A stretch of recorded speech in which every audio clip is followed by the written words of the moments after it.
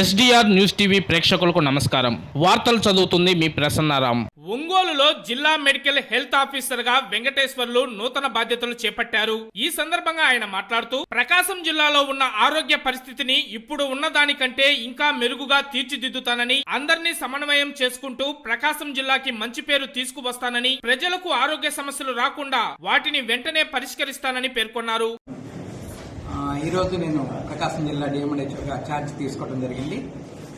ఈ రోజు నుండి ఇక్కడ ప్రకాశం జిల్లాలో ఉన్నటువంటి ఆరోగ్య పరిస్థితులన్నీ కూడా ఉన్నదానికన్నా మెరుగుపరచడంలో ప్రతి ఒక్కరు సహాయం తీసుకొని అందరినీ కోఆర్డినేట్ చేసుకుంటూ చక్కగా చేసి జిల్లాకి మంచి పేరు, అదేవిధంగా ఆరోగ్యపరమైన సమస్యలు ఏవి కూడా రాకుండా పెద్ద మొత్తంలో వాటిని కంట్రోల్ చేసేదానికి వెంటనే చర్యలు తీసుకొని చాకచక్యంగా మా టీంతో పాటు చేస్తానని చెప్పి ప్రజలందరికీ తెలియజేస్తున్నాను.